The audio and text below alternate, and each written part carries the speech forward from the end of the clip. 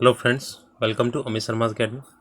आज हम BPSC TRE 3.0 का जो आपका जूनियर सेक्शन का पेपर होता है उसका साइंस वाला 13 नंबर प्रैक्टिस सेट करने वाले हैं।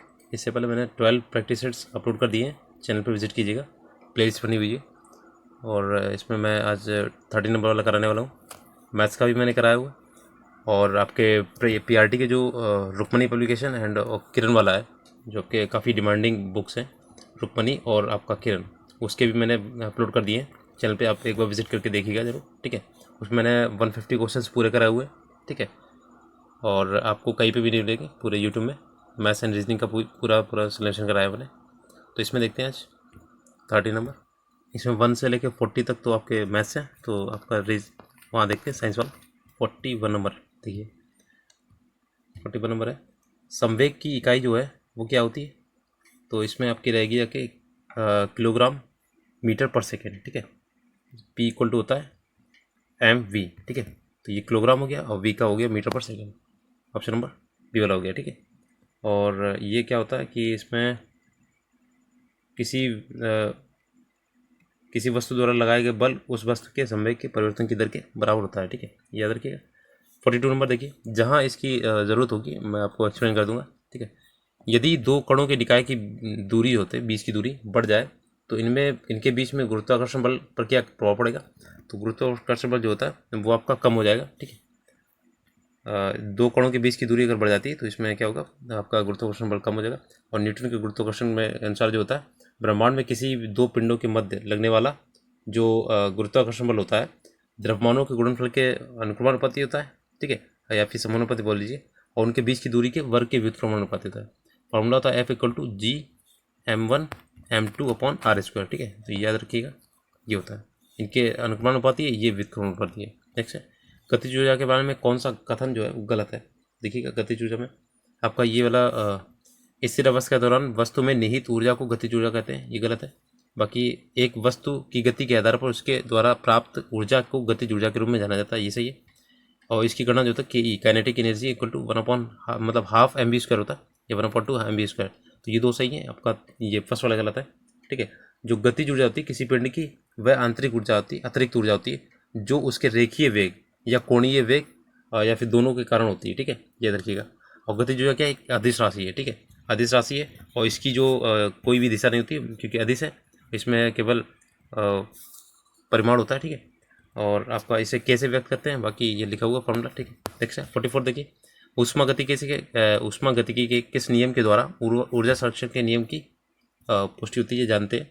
तो देखिए 44 का हो जाएगा प्रथम नियम, ये ऊर्जा संरक्षण का प्रथम नियम होता है, ठीक है, या उष्मागतिकी का प्रथम नियम। इसमें क्या होता है, ऊर्जा को ना तो आप नष्ट कर सकते हैं और ना ही उत्पन्न कर सकते हैं, और जो इसमें एक रूप से दूसरे रूप में आप ट्रांसफर कर सकते हैं। और पूरे ब्रह्मांड की जो ऊर्जा होती है वो उष्मा ऊर्जा जो होती है वो नियत होती है, ठीक है, कांस्टेंट होती है।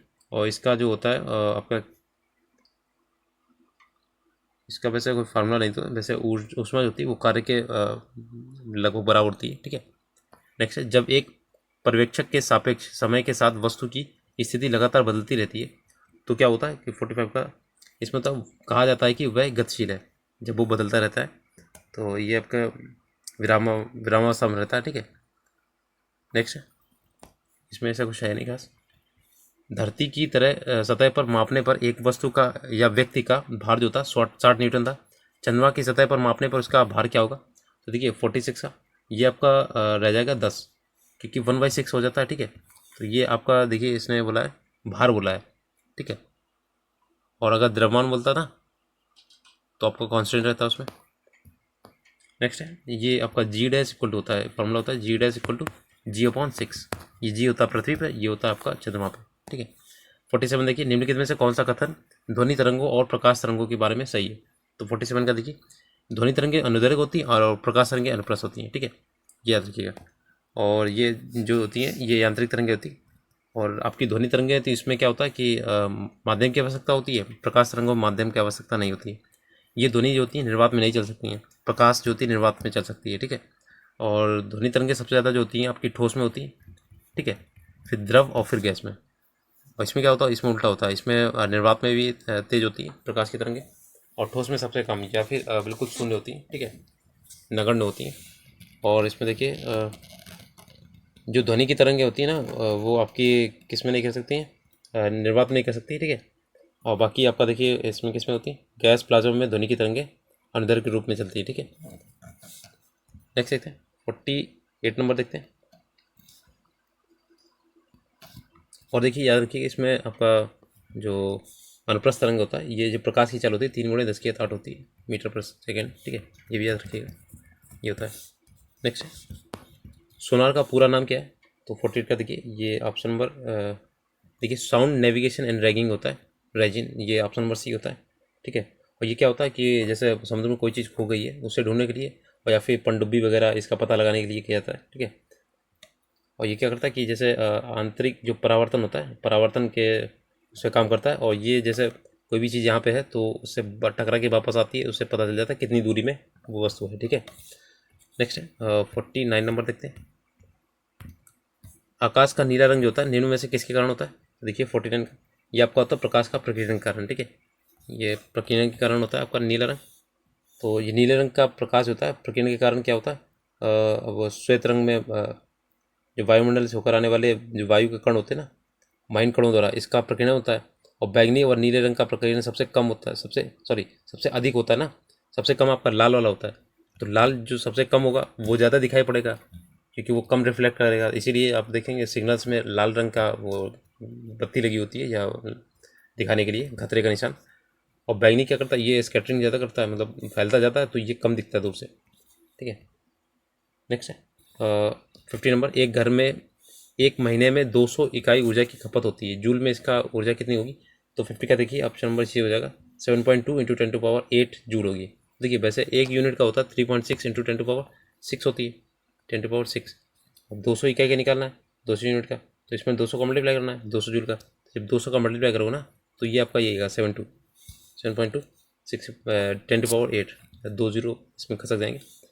नेक्स्ट है 51 नंबर। डाल्टन का सिद्धांत इस नियम पर आधारित है, तो देखिएगा किस नियम पर, तो ये आपका रासायनिक संयोजन के नियम पर आधारित होता है, ठीक है।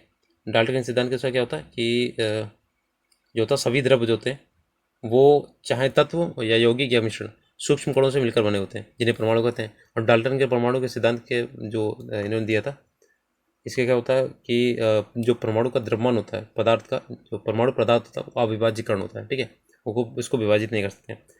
और रासायनिक संयोजन के रूप में 2 नियम दिए थे उन्होंने, एक दिया था द्रव्यमान संरक्षण का नियम, ठीक है, और दूसरा दिया था निश्चित अनुपात का नियम, 2 दिए थे उन्होंने, ठीक है। नेक्स्ट है इनमें से किसे नाभिकीय भौतिकी का जनक माना जाता है, तो न्यूक्लियर फिजिक्स का जनक किसे मानते हैं, तो ये ई रदरफोर्ड बोलते हैं, ठीक है। और इन्होंने क्या किया था, नाभिक के धनावेश की खोज की थी इन्होंने।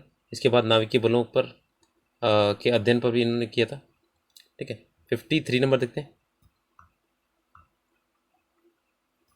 निम्न में से त्रिसंयोजक या ट्राइवैलेंट जो होते हैं बॉन्ड्स तत्व कौन सा इसमें, तो 53 का देखिए ये सभी होते हैं, जैसे बोरान होता है, इंडियम होता है, एल्यूमिनियम होता है, ठीक है। ये आपके आवर्त सारणी 13A के समूह है, ठीक है। और 5 तत्व जो होते हैं बोरान, एल्यूमिनियम, गैलियम, इंडियम और थैलियम, इससे होते हैं। ये सभी क्या होते हैं, बोरान तत्व के मतलब परिवार के बोले जाते हैं इसे। और इन तत्वों में बोरान, एल्यूमिनियम, गैलियम तथा इंडियम ये क्या होता है, ट्राई हैलाइड बनाते हैं, ठीक है। और बोरान के सभी ट्राई हैलाइड प्रकृति में सहसंयोजित हैं, ठीक है। नेक्स्ट NaCl एक लवण है जो बनाता है, क्या बनाता है देखिए 54 का देखिए, तो ये आपका क्या करता है, तीव्र अम्ल और तीव्र क्षार से क्या बनाता है, ये लवण बनाता है, ठीक है। ये लवण जो होता है तीव्र अम्ल होगा तभी तीव्र क्षार से मिलेगा तो लवण बनेगा। अगर इसमें से एक भी अगर तीव्र हुआ एक मंद हुआ जाके तो तीव्र वाला अपना लवण बना लेगा, ठीक है। नेक्स्ट है निम्न में से कौन सा तत्व जो होता है सर्वाधिक विद्युत ऋणात्मक तत्व है, तो 54 का देखिए 55 का देखिए, इसमें ऐसा होता है F यहाँ पे ये आपका घटती हुई ये होता है आई, घटती हुई विद्युत ऋणात्मकता का ये है, तो आपका इसमें देखिएगा निम्न में से सबसे सर्वाधिक विद्युत ऋणात्मक तत्व कौन सा होगा, तो ये आपका क्लोरीन होता है, ठीक है। इसमें F दिए नहीं कि फ्लोरीन वाला, तो इसमें क्लोरीन होगा। और सबसे अधिक यही होता है उपरोक्त में से जो क्लोरीन है ना वो सबसे अधिक विद्युत ऋणात्मक होता है, इसमें दिए गए। नेक्स्ट है वह पहला तत्व कौन सा है जिसकी रासायनिक खोज हैनिंग ब्रांड ने की थी, ब्रांड द्वारा की गई थी। तो 56 का देखिए ये आपका फास्फोरस था, ठीक है। और ये कहाँ के थे, ये जर्मन के थे। बाकी इन्होंने बस इतना ही इनका, ठीक है। दावन सोडा जो था वॉशिंग सोडा के बारे में, इनमें से कौन सा कथन सही है? तो 57 का देखिए इसमें देखिएगा, कांच के निर्माण के लिए धावन सोडा का उपयोग किया जाता है, ये सही है आपका, ठीक है। और इसमें आपका फॉर्मूला होता है Na2CO3, Na2CO3 होता है धावन सोडा। इसे खाने वाला सॉरी धोने वाला सोडा बोलते हैं, ठीक है। और इसका क्या होता है, कांच के निर्माण में किया जाता है। और ये इसका उत्पादन जो होता है लेबसास विधि होता है, सॉल्वे विधि तथा विद्युत अ, विधि द्वारा भी किया जाता है इसका, ठीक है। और इसमें क्या करता है, शीशा, साबुन, कागज, कास्टिक सोडा आदि के उत्पादन में किया जाता है। और वॉशिंग सोडा का जो जलीय विलयन होता है क्षारीय होता है। और क्रिस्टलीय अवस्था में ये वॉशिंग सोडा क्रिस्टल जल होता है, जो वॉशिंग सोडा में अपमार्जक का जो गुण होता है, ठीक है, इसमें होता है। नेक्स्ट है चींटी के काटने से शरीर में प्रवेश करने वाले फॉर्मिक एसिड के प्रभाव को बेअसर करने के लिए निम्नलिखित में से किसका उपयोग किया जाता है? तो ये आपका NCERT में 58 का, ये सोडियम बाइकार्बोनेट होता है, NaHCO3, इसे खाने का सोडा बोलते हैं, ठीक है। और Na2CO3 वो आपका धावन सोडा, ठीक है। नेक्स्ट है आपका 59 नंबर, निम्नलिखित में से कौन सी धातु है ठंडे पानी के साथ शीघ्रता से अभिक्रिया करती हैं? तो 59 का देखिए ये पोटेशियम होती है, ये भी आपका NCERT में, ये बुक ना ये पूरी NCERT से जुड़ी हुई है, ठीक है। सारे क्वेश्चन आपको NCERT से मिलेंगे लगभग। और 59 का देखिए ये पोटेशियम होता है, ठीक है। ये फर्स्ट ए का तत्व है, ठीक है। और इसमें तत्व में जैसे लिथियम होता है, सोडियम होता है, पोटेशियम, वीडियम और सीजियम, ये सभी क्या होते हैं, धातुएं ठंडे पानी से क्रिया कर देती हैं, ठीक है। अब 60 नंबर देखते हैं, निम्नलिखित में से कौन सा अंगूर में पाया जाने वाला मुख्य कार्बनिक अम्ल है? तो देखिए अंगूर में आपका पाया जाता है टार्टरिक एसिड होता है, ठीक है। और ये आपका देखिए दही में होता है वो लैक्टिक एसिड होता है, ठीक है। और फार्मिक एसिड जो होता है आपका चींटी के डंक में पाया जाता है। मैलिक एसिड जो होता है जैसे आपका तरबूज में या सेब हो गया, केला हो गया, इसमें पाया जाता है, ठीक है। नेक्स्ट जठर रस होता है गैस्ट्रिक जूस, डूबने पर पीएच पेपर का रंग कैसा हो जाएगा? तो 61 का देखिएगा आपका ये हो जाएगा लाल रंग का, क्योंकि गैस्ट्रिक जूस होता है पीएच ये इसका कितना होता है 1.2 होता है। और अम्ल, ये अम्ल होता है तो पीएच मान अर्थात नीले लिटमस को क्या कर देगा, लाल कर देगा। नेक्स्ट है निम्नलिखित में से कौन सी ग्रंथि मानव शरीर में पाई जाने वाली सबसे बड़ी ग्रंथि है? देखिए 62 का देखिए ये आपकी 62 का देखिए ऑप्शन नंबर सी हो जाएगी, ये यकृत सबसे बड़ी ग्रंथि होती है। और 150 से 2 किलो वजन होता है इसका, ठीक है, 150 से 2 किलो। और ये क्या होता है आपका जो यकृत द्वारा इसमें क्या किया जाता है, आपका पित्तरस भी निकाला जाता है, बाइल जूस से बोलते हैं। और जो क्या होता है कि आपका एंजाइम्स की क्रिया करता है, ठीक है। नेक्स्ट है 63 में मनुष्यों में सामान्यतः प्रकुंचन और अनुशीतलन दाब कितना होता है? तो 120/80 होता है, ये ऑप्शन बड़ी, ठीक है, 120/80। ये HG होता है पारा का, ठीक है। और इसमें रक्तचाप को पारे के ये मिलीमीटर में नापा जाता है, ठीक है, मिलीमीटर HG होता है। नेक्स्ट है 64 नंबर, मानव शरीर में श्वसन वर्णक कहाँ पाया जाता है? तो देखिए 64 का ये आपका लाल रक्त कणिकाओं में, RBCs में। और ये आपका श्वसन जो वर्णक होता है, पिगमेंट होता है, वो आपका हिम नामक होता है, ठीक है। नेक्स्ट है मानव शरीर में मौजूद निम्नलिखित कोशिकाओं में से किसमें माइटोकॉन्ड्रिया नहीं पाया था? तो नहीं पाया था किसमें? तो 65 का देखिए ये आपका लाल रक्त कोशिका में आपका ये नहीं पाया जाता है, ठीक है। और ये जो लाल रक्त कोशिकाएं थी इनका जो निर्माण होता है आपका अस्थि मज्जा, बोन मैनो बोलते हैं, बोन मैनो। और हीमोग्लोबिन इसमें जो होता है एक प्रोटीन पाया जाता है, ठीक है। और RBCs का जो टाइम पीरियड होता है 120 डेज का होता है, ठीक है, ये भी याद रखिए। नेक्स्ट है शरीर में उत्पन्न होने वाले किस नाइट्रोजनी अपशिष्ट का उत्सर्जन जो होता है मानव वृक्क द्वारा किया जाता है, ये किडनी द्वारा किया जाता है? तो 66 का देखिए ये आपका यूरिया और यूरिक एसिड, ठीक है। वैसे यूरिया ज़्यादा निकलता है, यूरिक एसिड आपके जो पक्षी वगैरह होते हैं ये उनके उसमें पाया जाता है। और अमोनिया जो होता है वो आपके जो जलीय जीव होते हैं वो उत्सर्जन करते हैं, ठीक है। और जो मानव का जो वृक्क होता है 300 से 350 ग्राम का होता है, ठीक है, 300 टू 350 ग्राम का होता है। और वृक्क में क्या होता है कि ये आपको जो आपके मूत्र को क्या करता है, ये छानता है, ठीक है। और जो कार्बनिक जो कार्बनिक पदार्थ के रूप में ये क्या करता है, यूरिया में कन्वर्ट कर देता है। ठीक है, नेक्स्ट है हमारी आंखों में लेंस का जो काम क्या होता है, तो 67 का देखिए, ये क्या करता है, आँख की फोकस दूरी को बदलता रहता है। ठीक है, आँख की फोकस दूरी को बदलता है, और ये क्या करता है, आपके रेटिना पे जो बनता है वस्तु का उल्टा प्रतिबिंब बनता है। ठीक है, और ये जो आपके सिग्नल्स है ये आपके माइंड्स को भेजते हैं, जो मस्तिष्क में, ब्रेन को, तो उसमें सीधा दिखता है। ठीक है, नेक्स्ट है 67 नंबर हो गया आपका। 68 देखते हैं, मनुष्यों में जो मांसपेशियों में को हड्डियों से जोड़ने वाला ऊतक है वो कौन सा है 68 का, तो ये आपका होता है कंट्रा। कंट्रा बोलते हैं इसे, लिगामेंट बोलते हैं। ठीक है, ये क्या करता है, मांसपेशियों को हड्डियों से जोड़ता है। और आपका एक होता है लिगामेंट, एक होता है, तो देखो इसमें कंडरा जो होता है ये टेंडन बोलते हैं इसे। ठीक है, और जो आपका स्नायु होता है, स्नायु वाला, उसे लिगामेंट बोलते हैं। और ये टेंडन जो करता है ये मांसपेशियों को हड्डी से जोड़ता है। और जो आपका लिगामेंट होता है, लिगामेंट वो क्या करता है, आपका हड्डियों से हड्डियों को जोड़ता है, बोन टू बोन। ठीक है, दोनों याद रखिएगा। किस हार्मोन के स्राव से के कारण हृदय की धड़कन और श्वसन दर में एक साथ वृद्धि होती है, तो 69 का देखिए, एड्रेनलिन होता है। ठीक है, ये लड़ो या उड़ो हार्मोन बोलते हैं इसे। ठीक है, नेक्स्ट है, और ये एक प्रकार का हार्मोन होता है। 70 नंबर देखती है, निम्नलिखित में से कौन से विटामिन में ईस्ट प्रचुर मात्रा में पाया जाता है, देखिए 70 नंबर का ये हो जाएगा आपका विटामिन बी में। ठीक है, और बाकी बी का जो विटामिन बी जो होता है, बी टू वाला, तो इसमें पाया जाता है। और बी टू का जैसे राइबोफ्लोविन, इसका रासायनिक नाम होगा। विटामिन सी का क्या होता है, एस्कॉर्बिक एसिड। विटामिन के का होता है फिलोक्विनोन।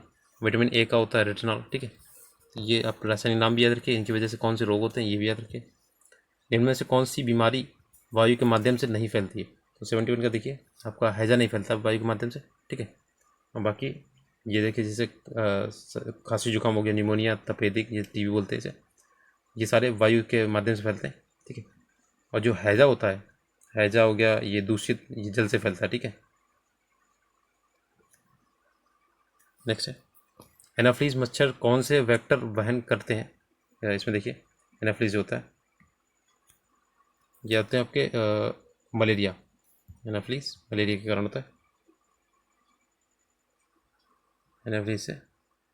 और आपका देखिए 72 के बाद 73 नंबर, और एक चीज़ याद रखिएगा, मलेरिया जो होता है वो आपके प्लाज्मोडियम जो होता है परजीवी, उसकी वजह से होता है। ठीक है, और इसका जो वाहक होता है वो तो एनाफ्लीज मच्छर होता ही।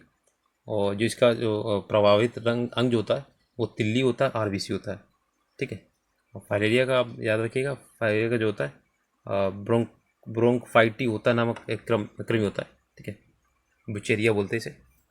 और आपका डेंगू जो होता है, डेंगू जो होता है ये आपके एडीज़ मच्छर की वजह से होता है। और इसका जो फाइलेरिया होता है इसका क्यूलेक्स मच्छर की वजह से होता है, काटने से। ठीक है, कृमि होता है ये। नेक्स्ट है 73 में, कोशिका में केंद्रक के अतिरिक्त निम्न में से किन दो कोशिकांगों के अपने डीएनए और राइबोसोम्स होते हैं, 73 का देखिए, लवक और माइटोकॉन्ड्रिया के। ठीक है, 73 का लवक और माइटोकॉन्ड्रिया के खुद के आपके डीएनए होंगे, राइबोसोम्स होंगे। ठीक है, और जीवाणु निरोधी सवाल को छोड़कर से सभी पादप एवं जंतुओं में कोशिकाओं में कोशिका द्रव में अनियमित रूप से बिखरे हुए दोहरी झिल्ली होती है। ठीक है, जैसे आपकी आपकी होती है कोशिका झिल्ली होती है। ठीक है, और एक होती है आपका जो सेल वॉल होता है, वो आपके केवल जो आपके पौधे होते हैं ना, पादप होते हैं, उसमें पाया जाता है कोशिका भित्ति। और कोशिका जो झिल्ली होती है वो दोनों में पाई जाती है, जंतु हो या पादप हो। ठीक है, नेक्स्ट है केचुआ निम्न में से कौन सा प्राणी इस संघ में आता है, तो देखिए 74 का ये आपका एनिलिडा वाला फॉर्म होता है। ठीक है, तो इसमें आपका एनिलिडा के संघ में आते हैं। और देखिए आर्थ्रोपोडा के संघ में कौन सा था, जैसे तिलचट्टा हो गया, झींगा मछली हो गई। ठीक है, और जैसे खटमल हो गया, मक्खी मच्छर। मोलस्क के संघ में जैसे घोंगा, सीपी, इस तरीके के। प्रोटोजोआ में आपके जैसे अमीबा हो गया, एंटमीबा, एस्टोलिका। ठीक है, और प्रोटोजोआ होता है, ये सब आपके प्रोटोजोआ में थे। अब उभयचरों और अधिकांश सरीसृपों में क्या होता है, देखिए 75 का ये आपका 3 कक्षीय हृदय होता है। ठीक है, उभयचर होते हैं जो एम्फीबियंस बोलते हैं, और सरीसृप ये 3 कक्षीय हृदय होते हैं। और मछलियों में आपके जो होते हैं दो दो एक कक्षीय एक एक होता है अलिंद, एक होता है निलय। ठीक है, और 2 कक्षीय, और पक्षी जो के पक्षी होते हैं औषधधारी, इसमें 4 कक्षीय होता है, 2 अलिंद 2 नीलिंद, ठीक है, ये याद रखिए। बाकी 76 देखिए, असमान अनुजात कोशिकाओं का उत्पादन होता है, तो 76 से देखिए ये होता है आपका मुकुलन, बडिंग के अनुसार क्या होता है, ये होता है। और ये जो होता है आपके हाइड्रा ईस्ट में होता है मुकुलन, ठीक है, बडिंग से। नेक्स्ट है, निम्नलिखित में से किस समूह के पादपों के बीच आवरण रहित होते हैं, तो आवरण रहित कौन से होते हैं, देखिए 77 का, ये अनावृत बीजी होता है, ठीक है। इसमें क्या होता है, जिम्नोस्पर्म बोलते हैं इसे, ठीक है। और इसमें क्या होता है, अंडा से नहीं होता है। और ये जैसे पौधा होता है सदाबहार काष्ठीय तथा लंबा होता है, ठीक है। नेक्स्ट है, निम्नलिखित में से कौन सा दुनिया का सबसे लंबा पेड़ है, तो 78 का देखिए ये रोजवुड होता है, ऑप्शन नंबर ए। और ये सबसे बड़ा ये कैलिफोर्निया में पाया जाता है, ठीक है, नेशनल पार्क में। और ये रेडवुड, इसकी खोज 2006 में हुई थी, और इसकी लंबाई औसतन होती है 115 मीटर होती है, ठीक है। और ये एक सदाबहार वन का उदाहरण, ध्यान रखिएगा। और चीड़ जो होता है, चीड़ ये सपुष्प, ये भी अनावृति बीजी होता है चीड़, ठीक है, चीड़ वाला। नेक्स्ट है 78 नंबर, सॉरी 79 नंबर, फूल के किन जनन भागों में जनन कोशिकाएं होती हैं, तो देखिए आपका डी वाला होता है पुंकेश्वर और स्त्रीकेश्वर में, ठीक है।